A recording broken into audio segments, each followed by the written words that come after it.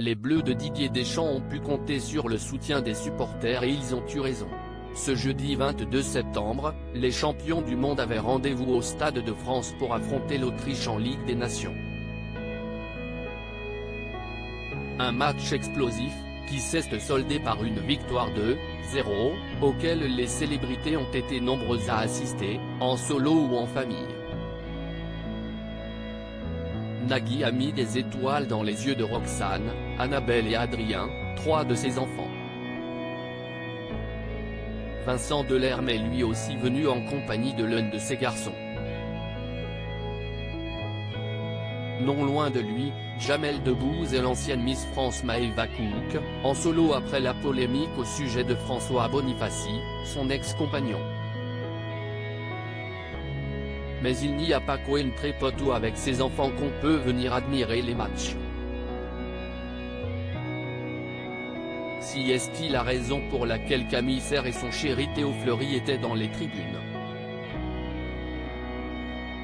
Et si leur complicité et l'amour qu'ils se portent ne fait aucun doute, c'était loin d'être au niveau d'Arnaud Ducret et de son épouse Claire Franchichi.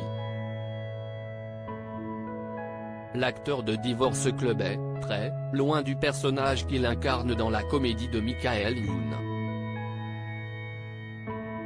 Claire, s'y est toute sa vie et il semblerait qu'il ne puisse plus se passer de sa douce depuis qu'il a croisé son chemin. Mariés, les Tourtereaux forment une belle famille recomposée avec Oscar, 9 ans, fils du comédien et de Maureen Nico et les triplés de 16 ans de la danseuse.